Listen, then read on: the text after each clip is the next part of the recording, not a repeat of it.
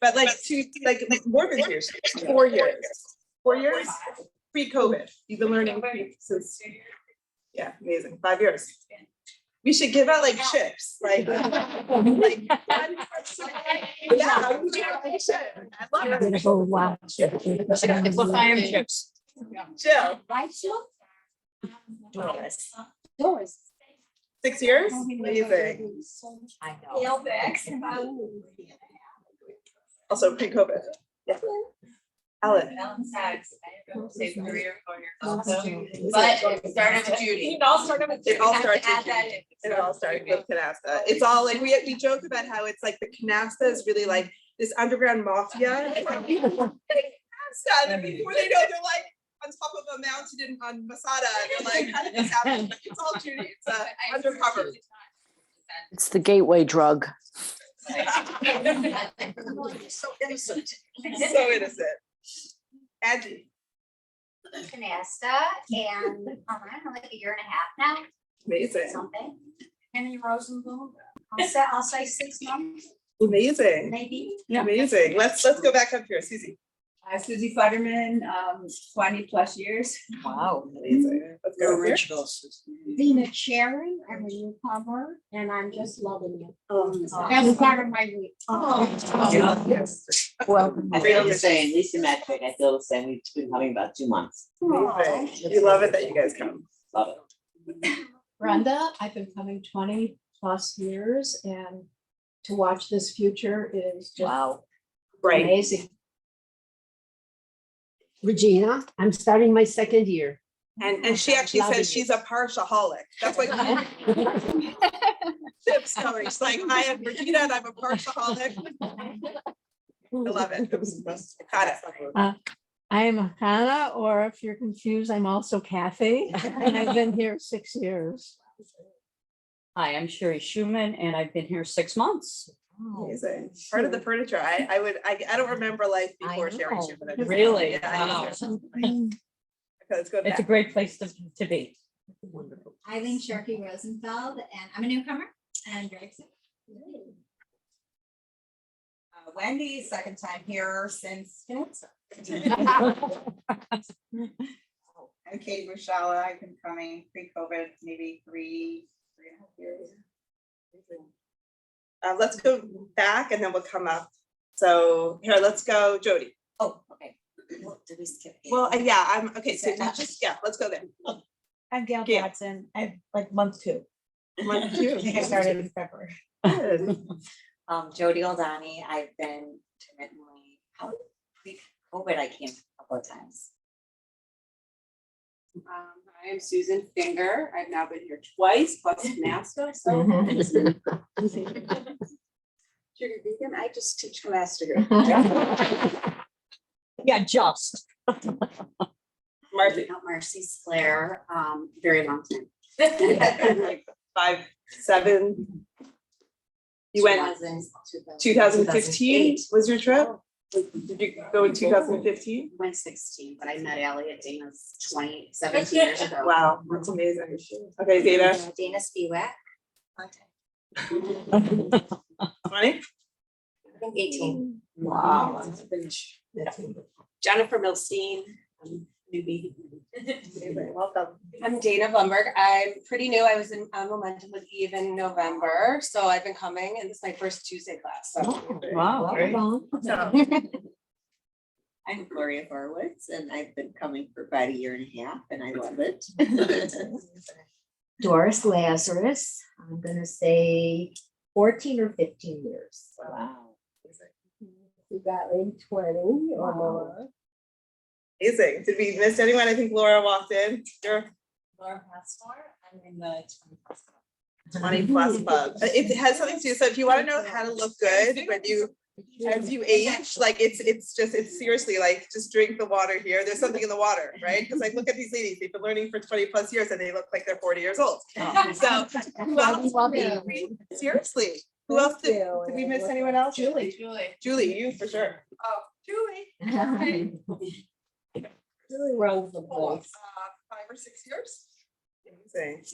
Okay, did I miss anyone else here? The screen. I think do you guys want to chime in over there? I don't know what the quality is. Rhonda? It's great. We can hear now. Thank you, Julie. Okay, but we I'm can't Rhonda. hear you so well. I'll yell. That's I'm fine. Rhonda Wenner. I've been coming for 9 years and I can't wait. We're in Florida and I can't wait to get back to Chicago to see my children, my grandchildren, and to be at L'Chaim Center. Love you, 9 years. Okay, Sharon, you have to scream real loud because it's hard to hear. Sharon Cohen. I've been coming for about 4 years. Amazing. And Sophia? Sophia Dobrin, and I've been coming for about 5 years. Amazing. Okay, great. And Wendy, you just walked in. We're just kind of introducing. So Wendy, how long have you been here? Oh, gosh, since November. Yeah. 6 months? Is that even? It Yeah. seems like a lifetime. I know. You're like your growth. Yeah, amazing. In every way, in every sense of the term. Okay, let's get started. Thank you. That was just the point to get everyone to quiet down. Because everyone wants to talk and catch up. So welcome, everybody. The new ones, the ones that have been here from way before me, and you're all an inspiration for choosing to spend part of your week growth oriented in this space with us. So thank you. You're an inspiration, all of you. So I'm going to start with some fresh content because every time I come here on Tuesday, it's like Hashem gives me something that happens in my life. That usually is a challenge. I usually share openly what's going on. I'll share something, but it's actually not my story. It's a friend of mine called me this morning. I do a lot of driving, getting my kids to and from their schools. So I use that time to make phone calls and to take care of a lot of things that I could do on the road. So this morning, spoke to a friend of mine who is at a new stage of her life. She just married off her first kid about a year ago. So she's a grandmother to be, right? She's in this new role. About half the room here might be mother-in-laws, right? A lot of people here might be grandparents. So it's something that I've never experienced. I don't know what she's talking about, but she was crying to me how it's so hard. She's raising little kids. She had a unexpected little one after she had she has 6 kids, and then she has this little baby. And I think there's a 9-year difference. So she's raising a baby. She has a whole bunch of teens. She has kids that are dating for marriage, and she has her first one just got married. So there's a lot of different things going on in her life. And the simple question that I asked her that I didn't expect like the waterworks to follow was, how's your Pesach prep coming along? I know it's a question for some people, but yeah, all of a sudden she is falling apart, and in her hysteric, in her emotional state, she said, so basically we do this and we do that and we try and we work and this and that. And she's going through all the motions of what we all experience in our lives, the challenges, the ups and downs.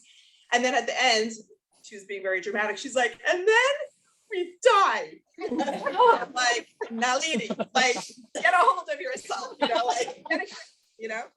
But really, I'm going to start with this idea because I think we've all been there in different ways where we're like, what is it all about? Or how can we, why are we working so hard? Or why are we going through so many challenges? So for the newcomers here, I'm going to just review an idea that my mentor has taught me that I use on a regular basis, probably on a weekly basis, sometimes on a daily basis. It's called the Emunah Continuum. Okay, we've spoken about this. Do you know what I'm talking about? Sue, you know? Sue's a note taker. Do you know it? Do you know it already? Off by heart? Okay, so we'll learn it again because we can't do this enough. So Emunah means faith, okay? And really it always boils down to strengthen yourself in faith and you could get through really hard things, okay? So this is what my mentor, Aliza Bilo, says. She says, most people in this world, whether you believe in God or you don't believe in God, everyone, we believe, I agree with her, everyone believes that there is a higher power. Okay? Now, some people will proclaim that they are an atheist or, there's lots of different words out there, agnostic or whatever it is, with their belief in God. So let's not call it God. We're going to call it God. Is it okay if we call it God in this room? Yes. Is that okay? I think it's okay. So this continuum of faith goes like this. Step 1 is there is a God. And now translate that however you want, a higher power, something bigger than me, something out there, whatever, an energy, however you want to describe it, but I'm going to call it God. There is a God. And the reason that I could say that I think every single human being believes that there's a higher power. You know, the statement saying there are no atheists in a foxhole, right? What does that mean? When you're you're ready to there, die, you're you praying to find God. Right? If you're in that foxhole, which is like, let's say like bullets or bombs like exploding around you, and you're in that place in the middle of a war, and you don't know from moment to moment if you're going to survive, every single person in that experience will look upwards and say, help, help. We might not even know who we're asking help from, but we just know I can't get through this alone. So what a natural human response is, help. There has to be something out there because it can't be me. So there is a power, there is a God. Second step, he runs the world, okay? Most people think that nothing is by chance. We don't believe that anything is random, okay? Most people have those two steps covered. We know that there's something out there, something bigger than us. We know that this power runs everything. It's not, it's not a bunch of atoms that come together and boom, you have a beautiful human being. It's miraculous. Our whole existence, every sunset, every sun, everything, every beauty, every miracle, it's God. He runs this world. Third step is he runs my world. That's already a very high level.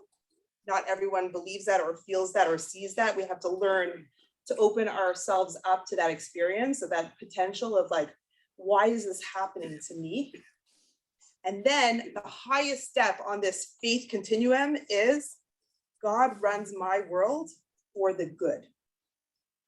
And we do this dance throughout our lives where sometimes we're like barely holding on to like, there is a higher power because we all go through hard times with whatever powers may be. We feel angry, we watch the news, we feel distraught.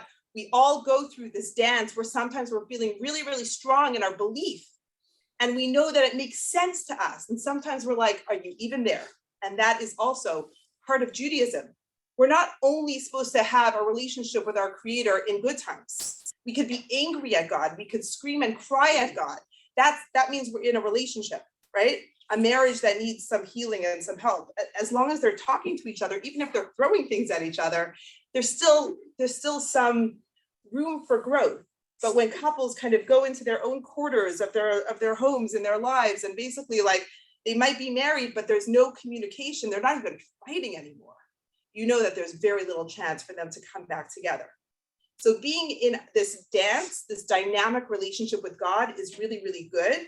In fact, the Jewish people, the name that we go by is the children of Israel. And what does that word, we have many names, like Bnei Israel, we have Yehudim, there are many different names in the Torah, but the children of Israel, we get that name from who? Who was named Israel? Jacob. What was the famous story with Jacob? Wrestling with the angel. Excellent. So he wrestles with the angel. He actually gets injured, like this whole fight that he goes through, whether it was a physical fight or a mental fight, right? There's lots of discussion about that. But from that time, the Jewish people are called the children of Israel because that word means to wrestle, to struggle. It also means, and this is my own take, I heard this from someone that it's not like sourced, so just like bear with me. If you like it, take it. If you don't like, leave it. But the letters for Yisrael, Yud Shin Resh Aleph Lamed, spells out Yesh Li Rosh. I have a head. I think for myself. So there's this struggle that's imbued in who we are. We're always supposed to struggle. We are the people of struggle. We're never supposed to be, okay, it's all good. There are lots of people that believe that way or just have so much faith, but your faith will get knocked in life. And then struggle sets in and your Judaism does not have to falter. In fact, whoever was here on Shabbat, Sherry, I'm looking at you. My friend came for Shabbat. I have to tell you, I had no idea. I had no idea. I haven't seen her in 17 years. Wow. I do have 5,000 friends on Facebook, but I don't. I'm just saying, I don't consume content. I don't know whose birthday it is. I'm sorry. I never fall asleep. It's like an endless scroll. We don't think you sleep anyway. It's true. It's true. But it would be even worse. So my friend comes and she comes into my kitchen. She's on her phone and I'm getting ready for Shabbos. And I said to her, Leah, I said, who's that adorable baby? Is that your niece? She had tons of nieces and nephews, I remember. And I'm like, is that your sister and your niece? She's like, no, Eve, it's my wife and my daughter. I was her Torah educator 17 years ago in a girls' school in Israel, in seminary. And I had no idea like where her life took her. I just knew that she was doing amazing things for the Jewish people. She works for the JUF. She does Israel advocacy and she's fighting anti-Semitism on campuses. I mean, I'm literally like, I'm so proud of my student. And she tells, and I had no idea. She's like, you don't know, like you haven't been following me. I'm like, I'm so sorry. And it was a busy Shabbat and we had other guests and there was just a lot of people. So I never really got to like hear her story. But on Shabbat at our circle, at our Parsha class, I said, do you want to share anything? Like we love bringing in guests. Boy, did she share. But it was so powerful because what she told me, first of all, I had never known what an impact her year in Israel had on her. So she's a modern Orthodox girl that grew up in Miami and like, you know, she didn't share her whole story, but just the pieces that were really important. She said 90-something% of kids like her that come out of the closet leave Orthodoxy. They just feel, because a lot of it is our own experience, they feel that there's no place for them within that world. So they leave Judaism behind. They leave it all behind. 90%, and she's part of all these groups and everyone is like leaving Judaism. And she said, Eve, when I thought about leaving Judaism, I just kept on going back to that teaching that we had in seminary, that God is part of your life and he loves you. And every time I was like, I'm out of here, you know, because like finding the right community has been challenging and, you know, just I'm sure it has not been a smooth path. But she said every time she was ready to leave because someone will say the wrong thing or be uncomfortable with their own situation or whatever it is, she said, but Eve taught me Hashem loves me and he's in my life and God doesn't want me to be sad and he doesn't want me to suffer and there has to be a place for me here. And that's what got her through all those years. And here she is, a full-fledged member of a beautiful modern Orthodox community that she found in, where was it? Long Island. Long Island. Anyways, that was just like one beautiful like aha moment for all of us. If we could find ourselves on this continuum and do this dance, we could get through anything. Okay, so we're gonna get started. Okay, first of all, I want to dedicate this class in the merit of Laura Khan's mom, who usually sits either here or there. She sits around this area. Her Hebrew name is Razel, the daughter of Helen, Razel Bat Helen. She was here just a few weeks ago. Yeah. Yeah, she's an amazing lady and she's a fighter. So we're praying for her recovery, but she needs a lot of prayers. And once again, with this, finding ourselves in this Emunah continuum, we don't know what the outcome is going to be. And it doesn't look so good right now. And she should just have the clarity she needs and the strength, and her whole family should have the strength to get through this time. So Razel Bat Helen, tonight, we're also going to have people coming and learning, and it should just be like, just Hashem should be with her every step of the way, which I know he is. Yeah. Okay. So this week's chapter in our book that we're going through, so we did one chapter on judgment. Then last week we spoke about forgiveness, and then chapter 3 is on acceptance. So I really do, I love this topic. I love the idea of unity, right, in action. I speak a lot about this in many different ways. So we're gonna delve into the chapter. If you have the book, it's on page 46. We're gonna go there, but before we get there, I just wanna share a few different ideas. So one is, this idea of challenges. So going back to my friend that says, and it's all worth nothing because we're all gonna die. And I'm like, calm down, it's okay. So let's just talk about that, because does anyone else feel that way sometimes? Like, what is it all worth? Like, here we are, like working so hard on even getting one of our children to where he or she needs to get to, right? We can become so, just so obsessed, or we can have tunnel vision just on one kid and a decision that they need to make, whether it's like what college they're going to do, whatever it is, that we almost can't see outside of it. And then our kid might go and like not listen to us or not go the path that we've been working so hard to get him or her to. And we feel a lack of control and that scares us, and we feel all the challenges and we're not receiving the rewards. Like, you know, when we put in a lot of effort, we expect it to be like a vending machine. Like you put in your money, you get it out, and that's actually not how life works. So there, I know, our kids are not meant to be nachas machines. So wrong. Like, God, like, can you fix that, please? They give it to you, they just don't give it to you the way you expect it. Yeah, exactly. It's true. And one of the parenting experts that I studied with for many years when my kids were little, it's so funny that that's when you go to parenting classes. Like, I'm like, I didn't know anything, you know, then it was like little kids, little problems, right? It's like we're literally, but things grow, and now it's so much more intense as they get older, and we're navigating all this stuff, and there's a lot of challenges. So the challenges, okay? So we have to understand that God created this world with a personal obstacle course for every single human being. There is literally a custom designed workshop, or whatever, however you want to see it in your life. And that might be your spouse, it might be your child, or Adrienne Gold, one of her famous quotes, she says, either you marry your homework or you give birth to it. In many of our cases, right? Okay. So, but it's so true. Like, you know, we all have our homework to do. So, you know, choose, right? We're going to have the challenges. How do you want to get through it, right? We can't really tantrum the whole time. It's not going to help.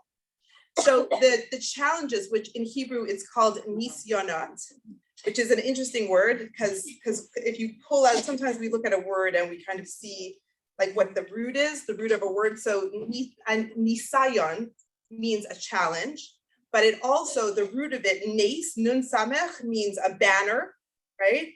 Or another word for nes, a miracle. Okay, so there's like always going to be the both sides. Like we could look at it as really bad, or we could look at it as, wow, what is this, like, what is this for? What growth needs to happen over here? The Hebrew word, for example, for why, which is like, you look at a situation, you're like, why me? Why this?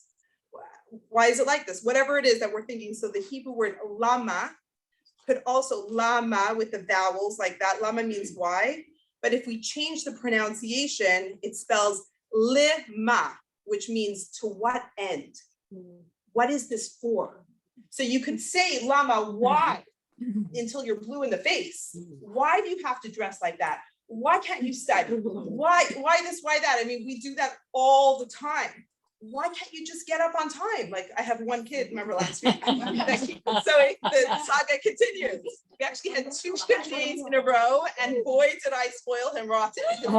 It's so hard when this, and we're all like, why? We keep saying that. So the flip is lima, to what end? What is this supposed to teach me? So the nisyonot, hard word, the challenges are custom designed for our personal growth. It's a workshop for us, okay? Now, going back to this whole big idea of what we're doing here, this study of Musar, of bettering ourselves and our character traits and how we interact with people, we keep going back to the idea that all of this self-growth is us trying to emulate God. It all comes back to that again and again. Why do we need to watch what we speak? Why do we need to be kind? Why do we need to calm down? Why shouldn't we have anger? All those things, we're supposed to be godlike. We're supposed to get to be as godlike as we can in this world. That's actually the purpose. We're here to become more spiritual beings and to become more expanded. Okay, so now what we know about God, one of his attributes, his, her, whatever, one of God's attributes is that God has no end. Ein sof. Now, Julie and I think we said yesterday, Julie and I were talking, like we dropped a ball, I dropped 5, like that's life, right? In fact, yesterday I had a moment where I dropped such a big ball that I called my husband and I was like almost in tears, very, very unintentionally rubbed someone the wrong way. That it was just because I was going through something. So my husband said, he said, Eve, I have one word for you. He said, grace. And I love that. Like, who do you think you are? Give yourself some grace. It's okay to drop balls. It's okay to be human. So going to this idea of Ein Sof means there is no end. That is God. There's no end. He is everything. How are we as human beings able to relate to that? We all have our limits, right? We were talking about that yesterday. Like, we were like, oh, there's so much to do and we're overwhelmed. And like Julie and I were like, you know what? We're human beings. We drop balls. It's okay. And I'm going to be using the word grace all the time. I'll take it. It's good. It's like we need to give ourselves to each other grace, right? Because we all know when we're reaching our max, when we're at our breaking point. But taking that idea that we all know that experience of getting to that point, God doesn't have a breaking point. So how are we supposed to emulate this idea of Ein Sof, this complete expansion, that there is no end? There's no end to God, right? God wants us to be like him. He wants us to walk in his ways. That's what it says in the Torah, v'halachta b'drachav, walk in my ways. Be as expanded as you could be like me. But we have so many more limits than God. We can't be like God because we find ourselves always breaking and reaching the points. So this is what I'm going to share about this. We can't push ourselves past a certain point, right? When we reach our max, I mean, you could try to keep pushing, but when we reach our point, we're done, right? Everyone knows that feeling of I'm done. I'm out. I need a break. I need whatever it is that we need, whatever drug of choice that we need. Okay. Usually for me, it's like shopping, right? Food, whatever it is, like we're done, right? We're just like, we have to let it go. But God is able to keep pushing us from the outside. That's the challenges. Those are the little challenges. It's God trying to expand us when we stop pushing ourselves, right? He keeps pushing us past where we can't, right? We've already achieved, we feel like I can until here, I'm done. And then all of a sudden something else comes up. And then what happens? When there's another challenge, when you feel you're at your max and God pushes you again, you have two options. You could either sink or you could swim, right? You could go or you could break, right? So, but in a challenging situation, and I was on the phone, my husband was on the phone with Laura this morning, and she's at her breaking point.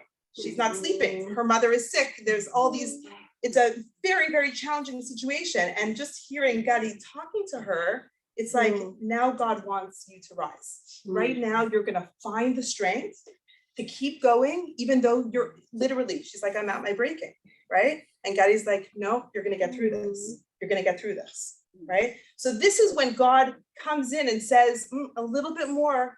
I know what you're capable of, and this is not something that you ever say to someone when they're going through a hard time.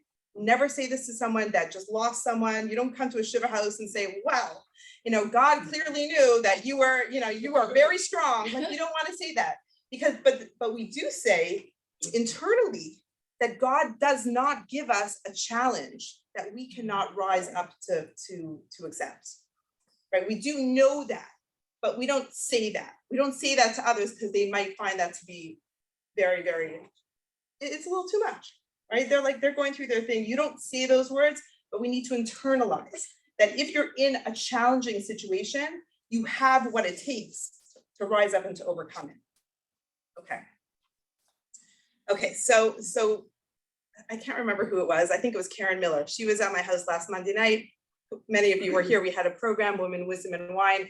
I think I came home at 10 o'clock at night and she was leaving my house. But as she was leaving, someone came to my house to talk to me. And it was like probably 10 or 10:30. It was very late. Okay. So she texted me later that night, and that was just the beginning of the next, someone that drove very far to come spend some time with me. So although I was like exhausted, I'm like, I didn't even have time to splash some water on my face, but it's just like, okay, let's do this. Like, let's just do this. So later that night, she texted me. It was like probably closer to midnight when I saw her text, and it said like, aren't you exhausted? So what I said to her was this. This is what the Torah tells us. Kol zman shahaner dolek, as long as the candle is lit, Efshar L'Takein, you could fix. Okay, what that means, okay, this is a very famous quote in Judaism. As long as the candle is lit, what's a candle? Julie, we spoke about this a lot in Israel after your father passed, and we bought him a candle. And the candle represents the soul, right? The candle of God is the soul of man. That's why we light a Yurtzeit candle when someone passes, like that their soul should be with us a little bit. So the candle, as long as the candle is lit, what does that mean? As long as you're alive, as long as your body and your soul are connected, you are here in this world, okay? Efshar L'Takein, you could fix, you could grow, you could change, right? So that idea of Ein Sof, that God has no limits, and we try to emulate, but we keep on finding our limit again and again and again. We have so many limitations. But then God keeps challenging us in little ways. Hopefully they're little and we can pass them, because no one wants a big challenge, right? So that's how we keep growing. That's how God keeps pushing us on this obstacle course of growth throughout our lives. Okay, any questions about that? Yes, Without a challenge, wouldn't we still grow? would we? That's my question. Would we grow? You tell me. Somewhat, but not in the force that he gives us. So does anyone here want to share one of like an area or a time that they really felt they were stretched and they grew? So if I think about my life, it's definitely not been a smooth path, but the areas that really stand out are highlighted as, wow, turning point. That was so growth filled. It was with heartache and pain and grief and, not even knowing how I would get out of that situation. And those are all the, I look at my 42 years of my life, those are the highlights. It was the most painful experiences were the greatest opportunities for growth. And you see that when you look back. Oh yeah, You don't it see did. it when you're You going. can barely see out of it.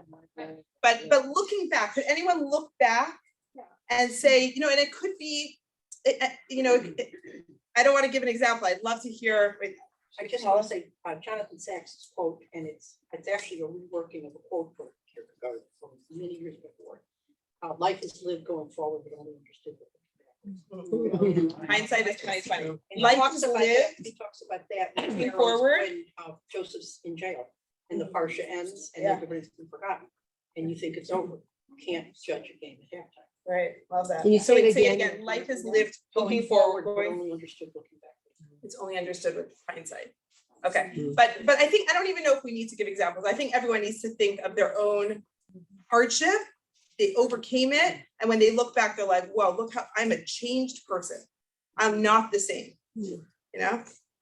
So that's yes.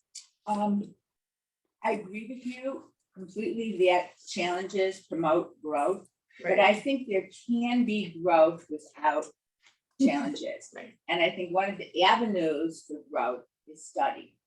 So the fact that you're sitting here and absorbing this information, it gives you the opportunity to grow without the challenge. Right. That was good. That was good. So what I've experienced living in Israel for 12 years. Hi there. And the many of the years that I was living there were, filled with a lot of trauma. As we were living in the middle of the second Intifada, and we were living in the heart of Jerusalem. So buses were blowing up and cafes. I That was faxed it already.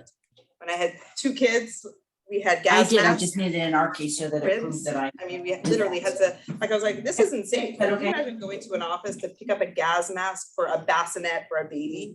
And we had our sealed room. I mean, this is when the nuclear threats with Saddam Hussein. So we, definitely living in a time where there was a lot of challenge. And now looking back, I mean, that's probably where I grew the most in my faith. That's probably where I, devoted myself to staying in Israel. Like there was a lot of power there. What I also experienced was whenever there was a hard time within the Jewish people in Israel, a bus bombing, whatever was happening, Sparrows, the pizza store at the corner, literally a few minutes from my house, there were terrorists that blew themselves up and many people died. This was in 2001, I think. What I experienced was during those dark times, the Jewish people came together like never before. Israel is very split in beliefs, and there's opinions, and it's coming from a good place deep down. But on the surface right now, it's protests, and there's a lot of chaos going on in that country. And there's always a lot of chaos because it means so much to people. Like, people really have strong beliefs, but whenever there is a challenge, everything else fades away. That is when you never see people fighting between Jew, belief between belief. You never feel that. Every type of Jew, a Jew is a Jew. You come together, people are volunteering and helping. And so it's a beautiful idea that could we do this in good times? And the answer is yes, that's what we're trying to do. We don't want to wait for bad times to wake us up to say we need to, what is it all about? We want to be cognizant of this moving forward all the time to grow, to expand ourselves and to become more godlike and to do the work in good times. But it's usually through hard times that we grow. And I don't think there's any way around it. I agree with you. Yeah. That's the prototype. But people shouldn't feel that they can't grow hard from a challenge, because if you feel that way, it's very self-defeating. You feel like, wait, I don't want a challenge. I don't want something terrible to happen to someone in my family in order to grow, but I want to grow. No. Yes, I do. Yeah. Well, this is the alternative. And the more you learn and the more you grow, we hope that maybe the challenges will be less. Yeah. Or I'm going to give you another spin on it. Okay. So I'm going back like hundreds of years ago to some of our sages that have really instituted a lot of the oral Torah that we learn till today. So there was a great sage that said that we need to check our actions. Like if, okay, so I taught you guys the word nisyonot, which is challenges, hardships, okay? But there are challenges and there are challenges. Like there's, it's challenging when Starbucks runs out of, your like, it's a bad day. Or when you chip a nail, but you, like, there's challenges and there's challenges. So this is what our sages said hundreds of years ago. They said that we should ask for small challenges that we could overcome. And this is actually something that when I pray for something, I say, God, please be gentle with me. Like, I can't handle so much right now. So deal with me in a gentle way that I can handle it. If this is not going to go my way, make it be in a way that I could accept it and move with it and not break, right? We want to kind of be a little bit more flexible. And so the challenges were actually asked. The sages of yesteryear would ask, they would pray to God to give them yisurin. Yisurin is like very small hardships. Like, if you're going to give me challenges, give me small ones that I could keep overcoming, okay? Because they really believed that we're all going to have challenges. But they were praying for challenges, but that they could swallow, okay? So it's just another little idea. Like, we can't avoid challenge. We're not here to just go through life. We're here to grow through life. We're not just trying to avoid the lampposts. We're here to grow. That's going to take work. It's going to take effort. And that's really what we're here to do. That's what God wants us to do. So we're going to go to our chapter for a little bit. Okay, I'm going to start with this amazing quote. This is Rabbi Hillel. So this is gearing us up for Passover, because Rabbi Hillel is one of the sages that is quoted a lot in the Haggadah of Pesach. So he was asked to teach someone the entire Torah. And this is what he said. You want me to sum up the entire Torah? Here's my one-liner. What is hateful to you, do not do to your neighbor. That is the whole Torah. The rest is commentary. He says, go and study it. Okay, isn't that an amazing line? I'll repeat it. What is hateful to you, do not do to your neighbor. That sums it up. The rest is all commentary. That's like the ahavta l'reacha kamocha. Love your neighbor as you love yourself, right? Which obviously, we've studied this, and I remember Adrian's like, well, first it has to start with you. That was like the best line. Self-love, right? Last week we did a little session on self-care. Like, that's like, you know, if you are running on empty, you have nothing to give anyone else. So obviously that comes first, but next is your relationship with everyone else, because they are just holding up mirrors to you for the work that you need to do. If you see something in someone else that bothers you, chances are that's for you. It's not them. You get that? Yeah. They're just holding it up. If it bothers you, and it could be your spouse or your kids or whatever it is that bothers you, you really need to take a good look at yourself. Why is this triggering me? Maybe I have that same thing. Maybe I noticed it so much because that's my own challenge, right? It's all, you have to internalize it. Can you say this quote one more time? Yes, what, Rabbi Hillel? Yeah. Yeah. What is hateful to you, do not do to your neighbor. That is the whole Torah. The rest is commentary. Okay, so we're going to go to chapter 3, which is acceptance. And we're going to talk about radical acceptance right now. We're going to talk about unconditional love. This is a very hard level to achieve with all the people in your life, but we need to make a choice, right? And we could do it, by the way, okay? Because everyone here unconditionally loves somebody. Is that correct? It's easier if you have a dog. Love your dog, right? Absolutely. But I can only imagine that even when they ruin your rug, I mean, okay, but let's just think of our children. I do think it is fair to say that we unconditionally love our kids, right? There might be moments that we are not feeling the love, right? There might be moments, but we'll still think about it like this. Every person that is sitting and rotting in jail has a mother out there that still believes in that, in someone that might be an axe murderer. There's still a mother that seems really good at his core. It's so unfortunate that he went down this path, but that's called unconditional love. So we have the capacity to do this, okay? So if there's, you know, we do it for other people. I think everything that we're going to be talking about today has to do with loving ourselves unconditionally and loving others. And really, let's just throw God into the mix. I hope I'm not scaring away the newcomers. We've gone a lot, but there are basically 3 main relationships as a Jewish person that we always need to balance. We're like basically professional jugglers. If we're trying to grow in our life, it has to do with our inner world, our outer world, and our upper world, right? That's between you and yourself, your own personal relationship. That takes a lot of work. It could take 120 years to get over all those negative thoughts and things that we tell ourselves, that we're not worthy, that we're not enough, all that stuff. So we have our work cut out. A very, very big part of Judaism, as Rabbi Hillel just summed it up, is all about our neighbor. It's our relationships, our interpersonal relationships is the whole Torah, right? Be sensitive, be loving, be caring, treat others as you would like to be treated. Then we wouldn't have the chaos that we have in this world. Imagine if we lived in a world that everyone upheld that, okay? And then obviously, as Jewish people, whatever we want to call that higher power, if we're also working on exercising those muscles of spirituality, that totally changed the game changer. You know, you don't have to be an observant person to walk through this world with God in your life. It changes everything for you. So if we're always balancing the inner, the outer, and the upper relationships, then we're growing. That really sums it all up.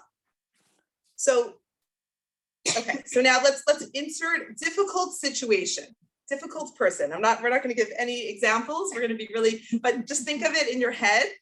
And don't share it. So there are different ways of dealing with that person, okay? And this is someone that you love. So this is someone that is worth investing into. By the way, you don't need to invest your time into every toxic person.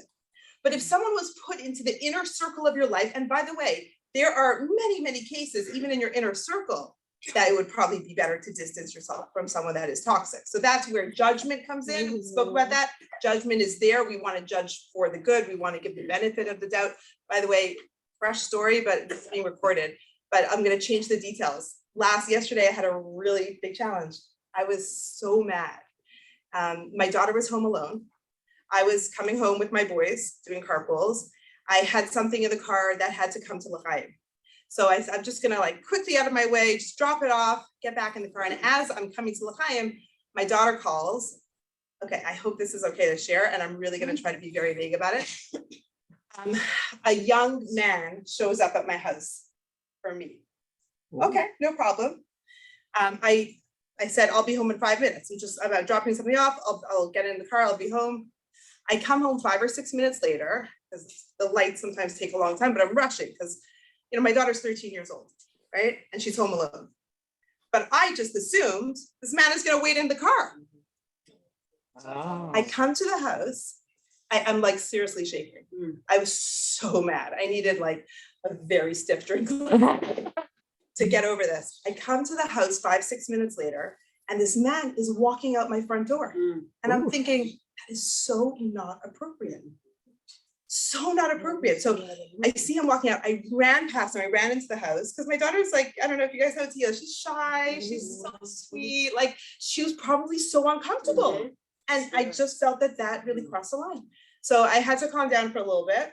And then and my kids were seeing what I was going through, and I'm like, I have to do something. I have to call him. I need to tell him that that's not okay.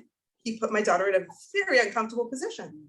So my boys who study Judaism, you know, they go to they're, you know, day and night studying Torah. Mom, you have to give the benefit of the doubt, right? That's like, right, that's Dan L'Chavschus. We learned that in the book, I mean, textbook, but I'm like, now is not the time. I see maybe there's some room, but I think this is when you have to actually stand up and say, no, that really made someone uncomfortable. She was literally so uncomfortable. She went to her room and she was like huddling in her room. Like, he like sitting down, like downstairs? He waited in the front of the house. He asked her for a drink. That was a drink conversation. So I was so mad, and I'm like, how did you let him in? So unfortunately, we have a very open house, right? Many of you have been to our house. Like my older daughter comes home and I'm like still shaking. And my daughter's like, Mom, like, what do you expect? People walk in and out of our house all the time, come to the fridge, help themselves, sit down until midnight. Like it's the younger kids didn't actually, my daughter was like not sure that she didn't realize that this was totally a red flag. This was a red flag. It was also like an unhealthy individual. It was unhealthy, it was wrong. Anyways, I called him up and my kids heard me on the phone. I said how I felt. I said, I felt that was very inappropriate of you. And he apologized. That was that. Moving on. I mean, that was the end. But if he came to see you, why didn't he wait? Because my daughter was the only one in the house. He should have waited in his car. So new rule, if she's the only one in the house, no men allowed. Right. But why didn't he wait for you? Why did you have to call him? That's Why what I didn't don't he understand. No, I saw He him. left? I saw him. When I came, I saw him. I Right. barely spoke to him. I went straight to my daughter to say, like, this is not Oh. okay. Okay. So do you understand? Like after I calmed down and processed, what was that? And it was also someone that should have known more. He should have known. We have laws in Judaism. He's observant. He's observant man. Yeah, he shouldn't have been in the house. He shouldn't, there's laws of yichud, Yeah. of seclusion. You're not allowed to have seclusion. So when I said that to him on the phone, I said, you should know better. Yeah. You did not keep to the strict laws of yichud of, what's yichud and how do you translate that? Seclusion, like, you know, so he said, yeah, but I didn't lock the door. I'm like, seriously. Yeah, I know. Fine. We all learned a very strong lesson, but I love how my kids were like, Dan L'Chavschus, give the benefit of the doubt. I'm like, there's a time for that and there's a time for that. Now is the time to make sure that this is a lesson that we're gonna learn. And I told the kids, told my daughter, you never need to answer the door. If you're home alone, I don't care who it is, you do not need to answer the door. But she never knew that before. That's my fault. Right? Because of the home that we created, which is so open and it's so safe. Okay, so we never had. Life lesson. Do you not have a doorbell with a ring, with a camera? No. We have like a window. But maybe I don't understand why he left. She just thought like, because he I don't know. wanted to see you. It doesn't matter. It doesn't matter. Yeah. Lesson learned, nothing terrible happened, but here's where judgment, we need to judge all the time. Okay, going back to this. So we have someone difficult scenario, and we don't have so much time. There are many ways that we could look at this, okay? Think about your child, your co-worker, your friend, someone that's giving you a hard time at this moment.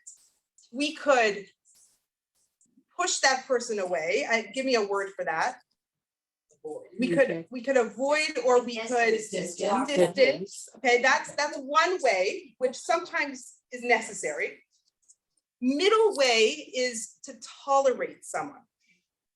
We just have to get through this because whatever, they're here, great Aunt Sue is not going anywhere. She's, we just have to, whatever it is, that person, part of your inner circle. So you could tolerate, but the most ideal way is to figure out how to celebrate someone, right? To go from that first, if need be, we go there where we distance or we don't even interact. Tolerating is what most of us do with all of our challenging relationships.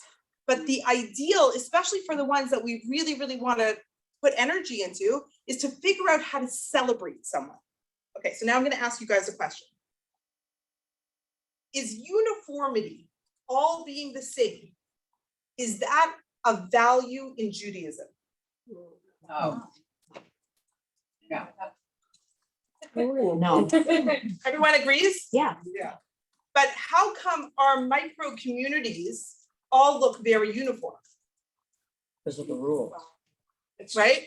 Everyone here goes to a different temple, a different, That's also. country club, a different, right? We build our communities around our own selves feeling safe.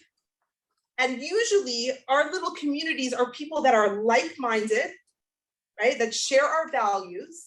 It's much easier for us to interact with people that are on the same page as us.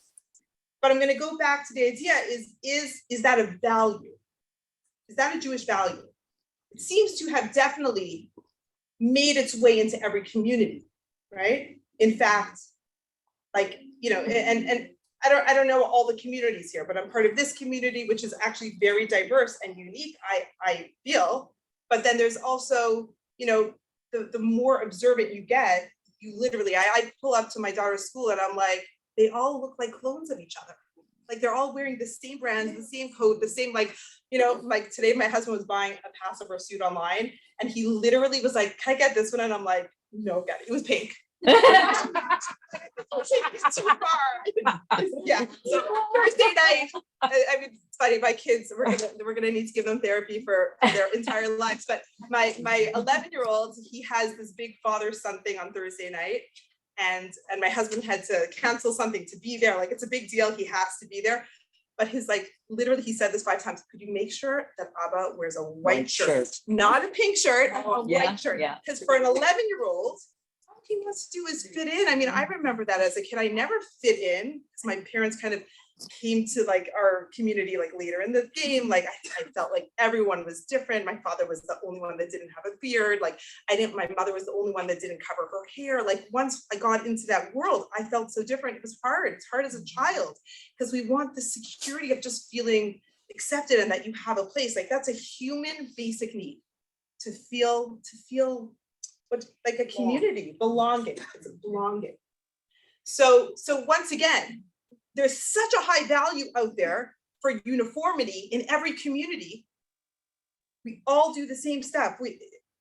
And yet it is not a Jewish value at all. In fact, when we get to our Seder tables and we start reading the Haggadah and we hear Rabbi Hillel says this and Rabbi Gamliel says this, and what does Jewish learning actually look like? If you go to a study hall, has anyone here been to a study hall or experienced just standing outside a study hall? What does it look like? It sounds like people are angry at each other, right? There's arguing and fighting and it's loud. No one's sitting there quietly.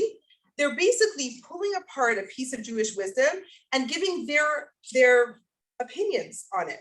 And that's how the whole Gemara, the whole you know, there are many, many tractates of Gemara, the oral Torah, like all these teachings that you could learn it your entire life and you'll never finish it.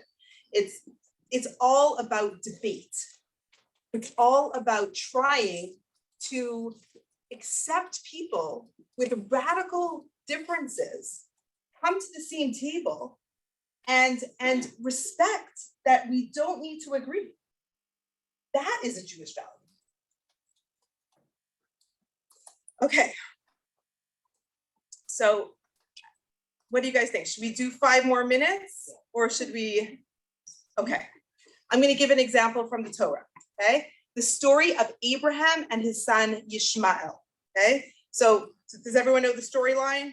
Abraham and Sarah couldn't have children for many years. She was barren. Finally, and God keeps like, you know, telling them like, you guys are the mother and forefather of the Jewish people. Like you will have children, they'll be as numerous as the stars in the sky, as the dust on the earth.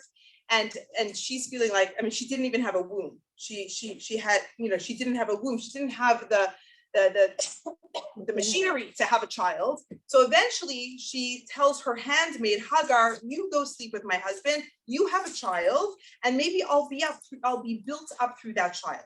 So from that union of Hagar and Abraham, Yishmael is born. Now eventually Sarah does have a child, Yitzchak, and after a while having these two different boys, very different, Sarah realizes that Yishmael has to go. He is going to be a bad influence on Yitzchak, and she says, you have to send him away. Now, just like recapping the story, how does Abraham react to that? He does not want to, right? He fights it. God intervenes, and my favorite words in the whole Torah are listen to your wife. Yeah, in all matters, because God basically says she has a greater intuition and understanding than you will ever have, Abraham. And Abraham sends Yishmael away. Now that is the story that we see. Now let's look, because we also discuss in this class how there is face value, what you see, and then there's also the story behind it, and then there's the secrets and the depth, and there's so many different levels, getting into mysticism and everything. So going a step deeper, all the commentaries will teach us that the story behind the story. So Abraham has no choice to send his son away. What's the rest of the story? It's his son.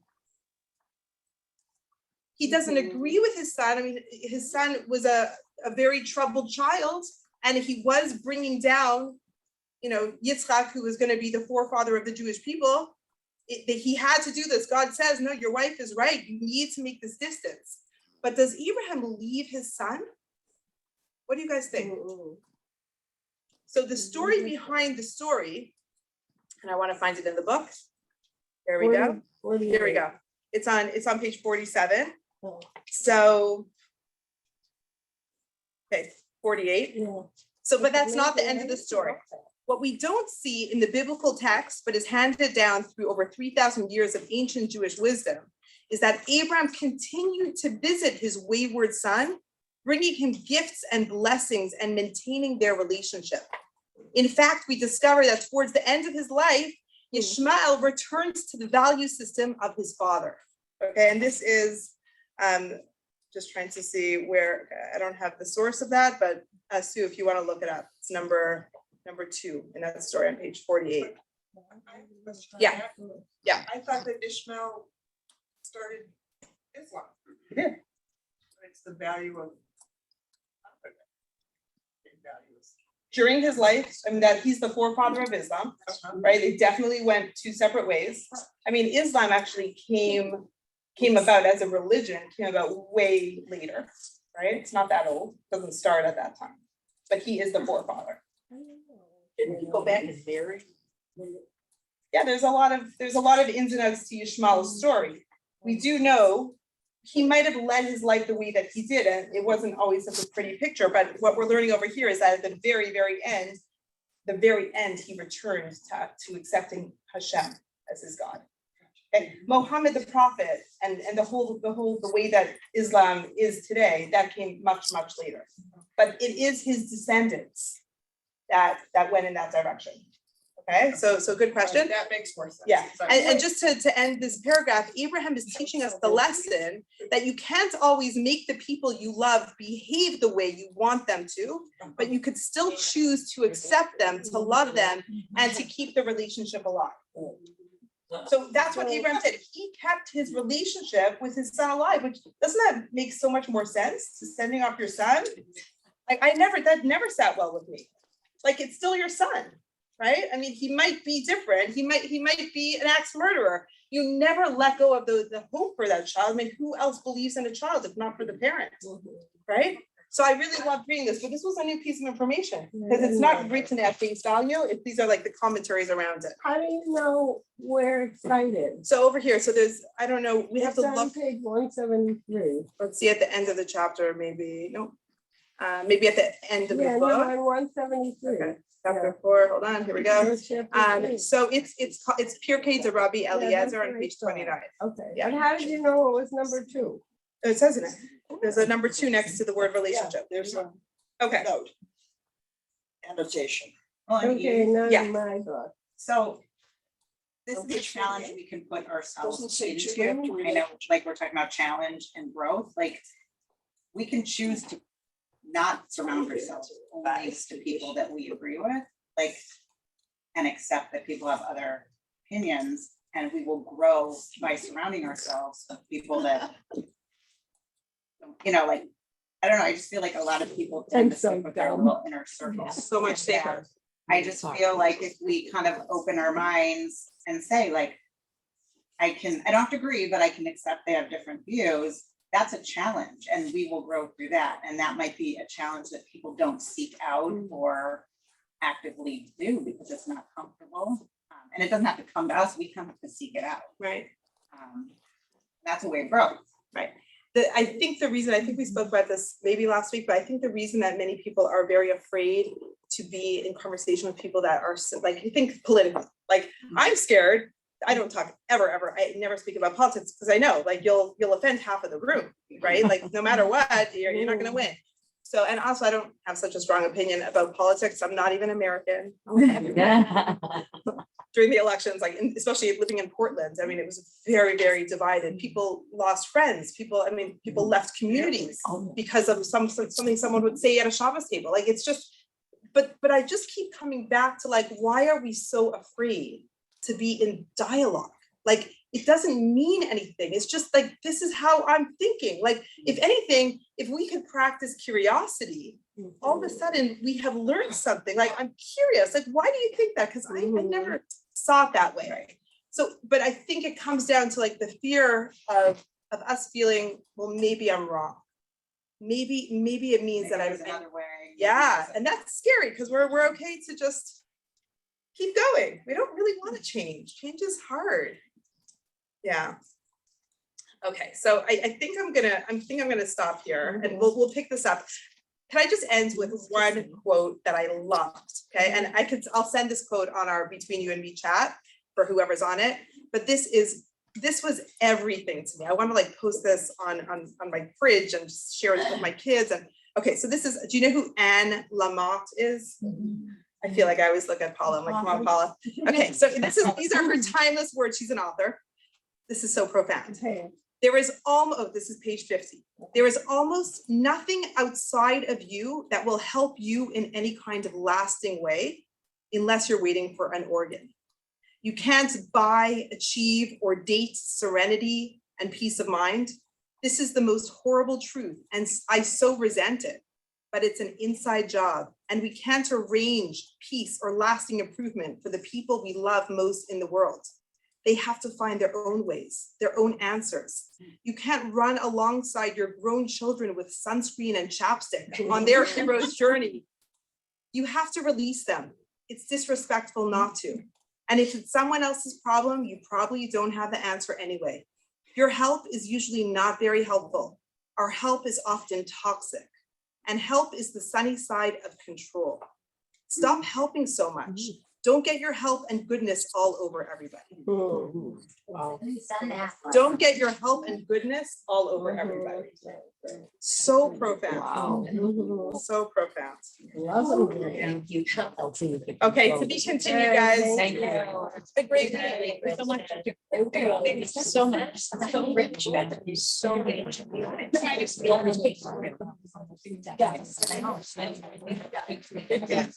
I remember that. And always getting over that. I'm really something. That's just so.